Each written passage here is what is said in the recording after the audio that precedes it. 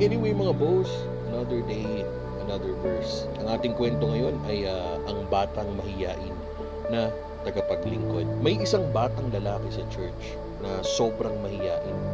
Kapag may gawain, palagi siyang nagtatago sa likod ng church. Ayaw niyang umawit during praise and worship, magsalita or mag-testimony o kahit tumulong sa simpleng gawain gaya ng paglilinis sa church dahil lagi niyang iniisip, hindi ko kaya. Isang araw, lumapit sa kanya ang kanilang youth pastor at sinabi sa kanya na hindi mo kailangang mag-isa. Always remember na kapag ginagawa at inialay mo ang mabubuting bagay para sa Diyos, siya mismo ang magbibigay sa iyo ng tapang at lakas ng loob to glorify His name. Naisip ng bata ang sinabi ng youth pastor at nagsimula siyang manalangin. Panginoon, gusto kong maglingkod, pero natatakot akong magkamali. Gusto kong maging part ako ng ministry, pero hindi ko pa po alam kung anong talent ang meron ako. Gusto ko pong makatulong sa pag-spread ng word, pero hindi po ako ganon katalino. Tulungan mo po nawa ako. Dumating ang linggo at nagulat siya dahil kahit kinakabahan, nagawa niyang umawit ng may pagpupuri kasabay ng congregation na hindi niya magawa dati. Nagkaroon din siya ng pagkakataon na maging part ng praise and worship team bilang tago-organize ng mga compilation ng worship songs, copy para sa mga musicians, at nagsimula na rin siyang tumulong sa iba pang maliliit na gawain sa loob ng church.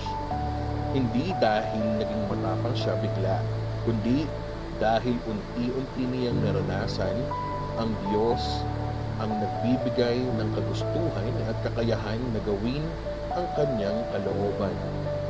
He felt that he is empowered by the Lord at gusto niyang maibigay sa Lord ang lahat ng papuri at karangalan.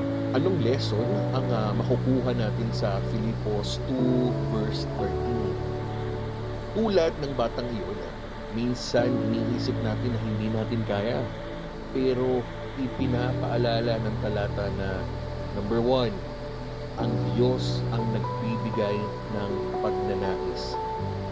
The urge of doing something dahil alam mong walang kaloob sa pagpupo lamang. Alam mo sa sarili mo na may plano ang Diyos sa buhay mo.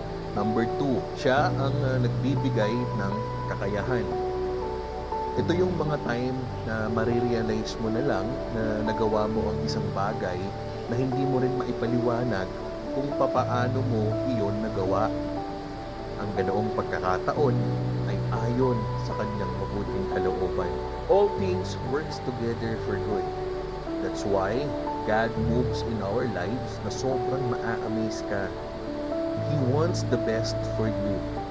Kaya magtiwala ka na kaya mong gawin ang mga bagay na ayon sa kanyang kalooban at sa ikararangal niya.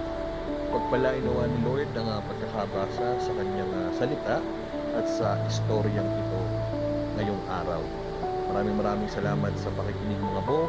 Hanggang sa susunod, Shalom and God bless sa inyong lahat.